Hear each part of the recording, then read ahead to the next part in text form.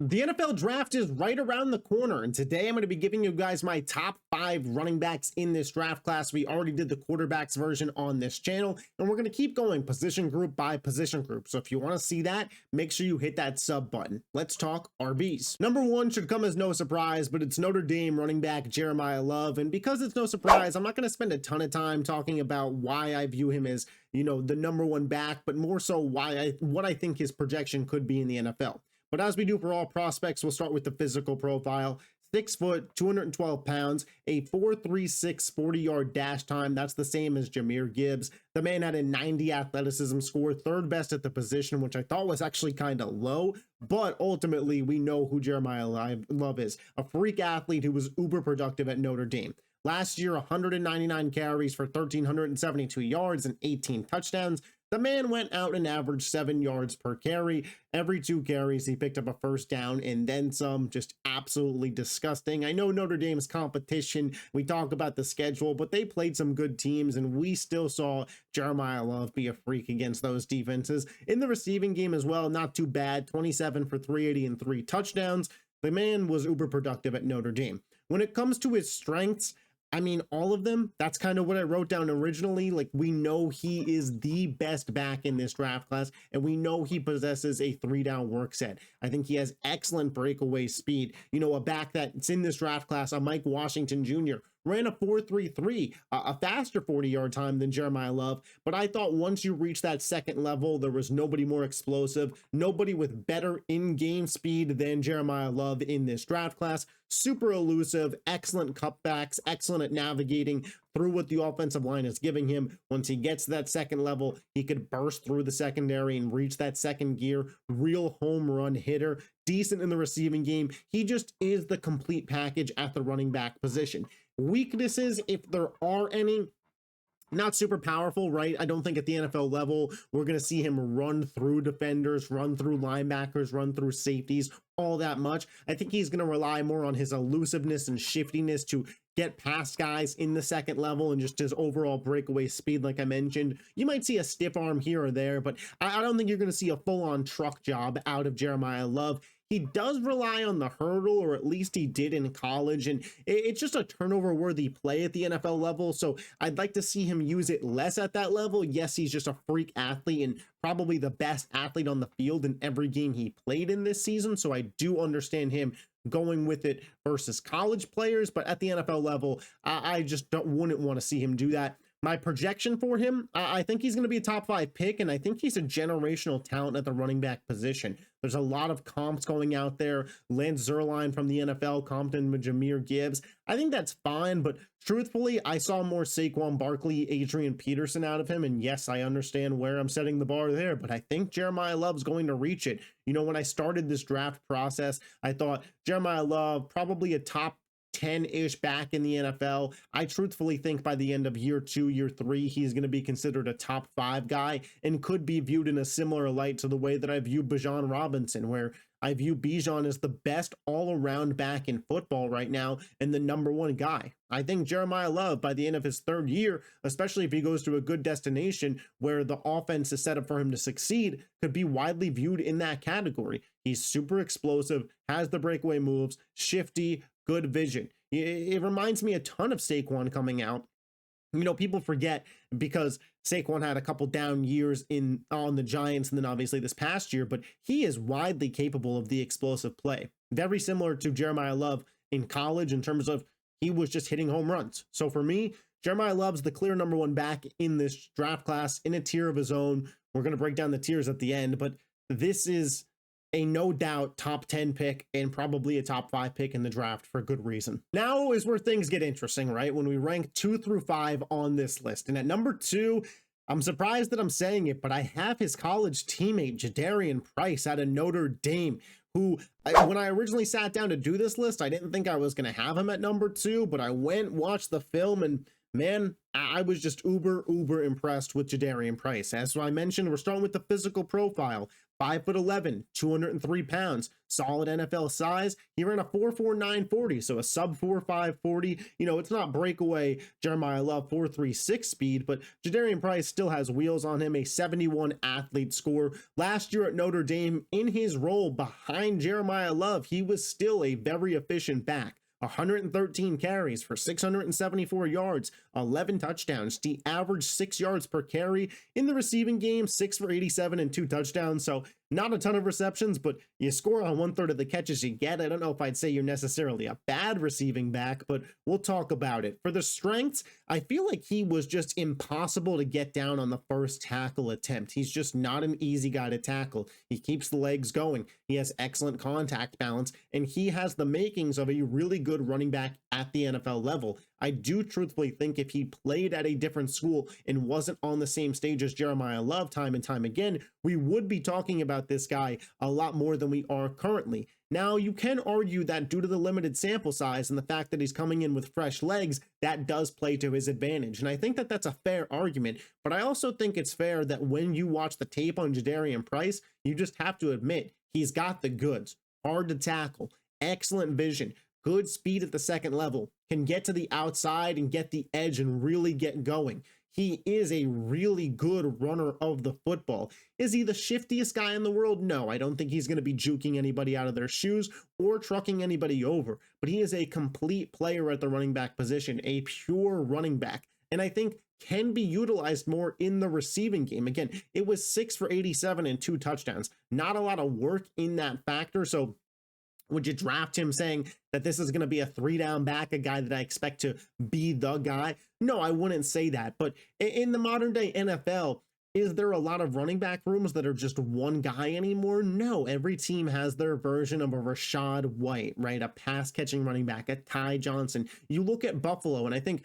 James Cook is a decent comp for Jadarian Price. Not super freaky out of the backfield, not a huge power guy, not the shiftiest football player in the world, but a really good pure runner. I think Jadarian Price could be that. When it comes to his weaknesses, there are some questions with fumbling. He did have 3 fumbles this year, 2 of them at the goal line, which were lost. You know, you gotta hold on to the ball, especially in the red zone at the NFL level. He's not super shifty, like I mentioned, and the lack of volume in the passing game does make me question kind of some of what the Notre Dame coaches did know about him, but ultimately, again, from what I saw when he got the ball in space in the passing game, he was decent with it. My projection for him is a late round 1, round 2 pick. And I think that some of those teams towards the back end of the first round could potentially take him. We know Seattle at pick 32 could be sniffing around for a running back with the departure of Kenneth Walker. I think Jadarian Price would be an absolute beautiful fit there. But if not, I expect him to be taken in round 2 and at the latest on day 2. But I really do think that this guy has the makings of a lead back in the NFL. My number 3 back in the class is Emmett Johnson. His physical profile, he's 5'10", 202 pounds,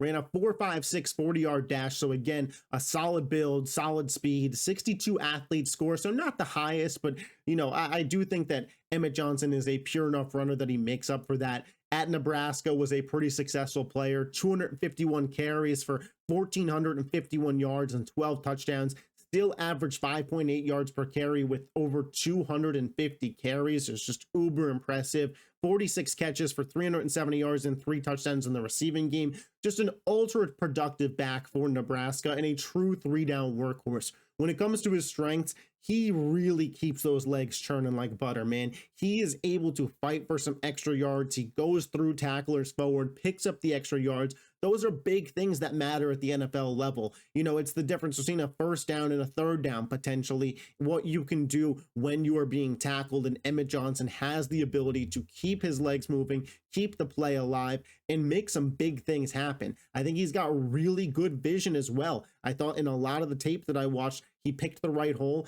and I wouldn't say he's, you know, super explosive, but he got up through it and got to the second level. And when he did get to the second level, again, being hard to bring down, really solid contact balance, and an ability to be shifty. I thought he had some decent cuts in his game, led to a really productive player at Nebraska. And again, he's got the 3-down set.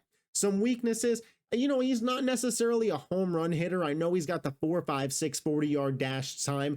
In real game, I didn't see a ton of home run plays. There were some big plays, don't get me wrong. I'm not sitting here saying that this is a guy who's only going to pick up a max of 15 yards on his biggest play. I think he's certainly capable of getting some 40, 50-yard runs in his days, but I don't think that they'll be as common as the guys that we talked about already with Love and Price. As well, not super powerful. A lot of the time, he relies on his shiftiness and his ability to keep his legs moving while being tackled, but he's not going to, at the NFL level, just run over a safety like he's Derrick Henry or anything. My projection for him, similar to that of Price, a late round 1 or round 2 pick. I think it's possible that you could see a team like Seattle go with an Emmett Johnson, or again, just a team at the end of the first round that needs a solid back to be the lead back in their system. But I do view him as that. I think he is a lead back at the NFL. I don't think he's going to get the second most touches on his team. I think that he will lead his team in carries at the NFL level. I do think he's that good.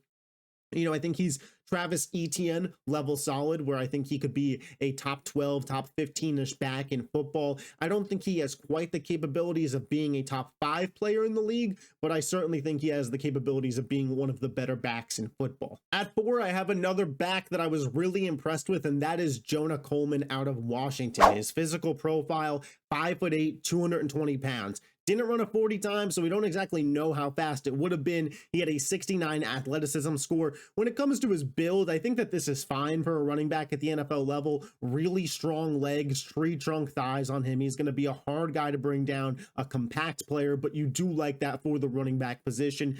Statistically, 156 carries for 758 yards and 15 touchdowns, 5 yards per carry, decent. In the receiving game, better than I thought he would have been, 31 for 354 and 2 touchdowns. Again, we go to the strengths, the solid frame. He's just a really hard player to bring it down, a hard-nosed downhill runner of the football. I think he's kind of like what people wanted Isaiah Pacheco to be. Kind of reminds me of a Derrick Henry type, right, where he's just hard to bring down. Listen, I'm not saying he's Derrick Henry, but in the sense of Derrick Henry, David Montgomery, these power backs in the NFL that they get downhill running and they can just kind of run through you. I watched Jonah Coleman do that a couple of times today when reviewing the film.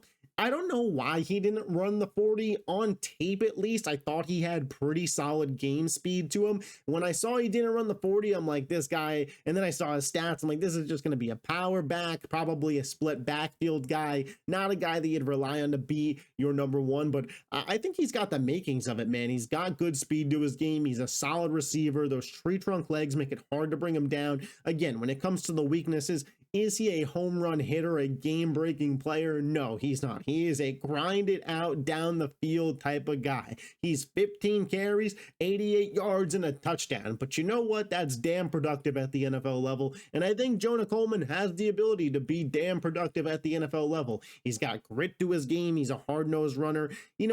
Not super power back. Derrick Henry was probably a stretch earlier, but similar to that of a Montgomery type, I think is fair. My projection for him, the same as the last 2 guys, man. Late round 1, early round 2.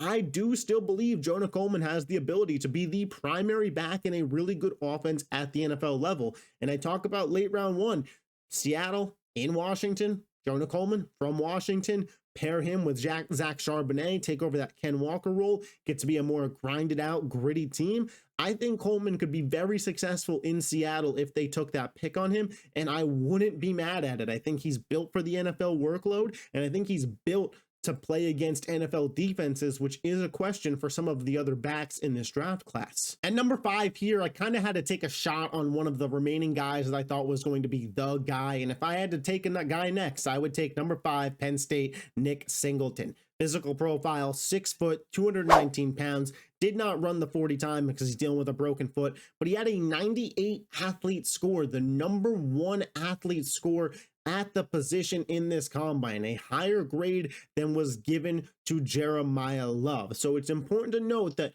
these people view Singleton as one of the better athletes in this draft class, and he will be still one of the better athletes in the NFL.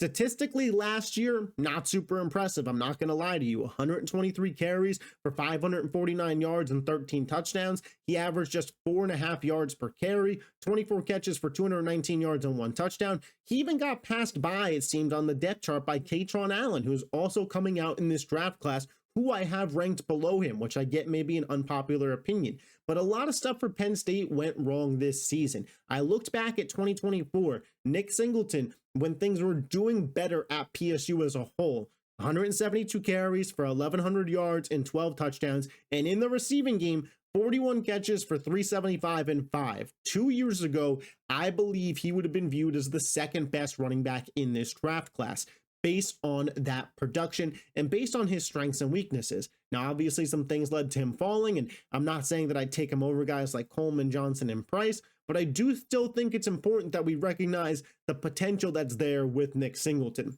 When it comes to its strengths, man, I think he has really solid vision to his game. I thought that, he wasn't a guy that was just consistently looking to kick it to the outside because that's where he feels safest. I thought he was good at identifying the holes in the offensive line and the gaps and getting through them. I think he's a really efficient player at the goal line. That's where Penn State used him a ton still this year. 13 rushing touchdowns. I think 10 of them were within 5 yards. But at the NFL level, you want a guy that can go out and get you 5 yards. I think back to the Houston Texans last year. Where did they really struggle? In those 3rd and 1s, 3rd and 1 at the goal, 3rd and 1 at midfield. They just didn't have a guy that they could rely on. Hell, that's why they went and got a David Montgomery, a bruiser who can go out there and get you that yard. Nick Singleton, an efficient player in the short yardage, still a really good pass catcher. I know he had only the 24 catches this year, but a lot of that season was with a backup quarterback this year. You go back to 2 years ago when he was playing with Drew Aller and the offense was humming at Penn State. He did have those 41 catches for 375 yards.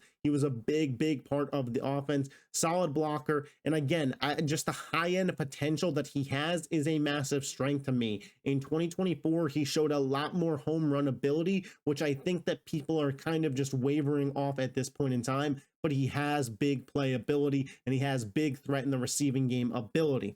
Weakness, not super elusive. He's not going to kill you in terms of jump cuts, spin moves, dynamic plays. He's just a more efficient type of runner, similar to what we talked about earlier with Jadarian Price. Not a home run hitting guy in 2025, which is obviously concerning. I still think he has that ability in him, and he's coming off of a broken foot. So you're drafting a guy whose foot was just broken. My projection, I think he's going to go in round 2 to 3. I don't think he makes it to day 3. If he does, I'd say I really love the pick for whatever team got him there. It's tough to say exactly what you will get because in 2024, I thought he was a really high-end dynamic player, but in 2025, he lost his job to Kaytron Allen, and Penn State's offense really sputtered. So it's kind of more of a shot in the dark here, but with my 5th back in the class, I think it's worth it to take the risk. Similar to what we did for the quarterbacks, now I want to move into more of a tier ranking and talk about some of the guys that didn't make the list. Tier 1 all by himself, Jeremiyah Love. The guy's just an absolute generational talent.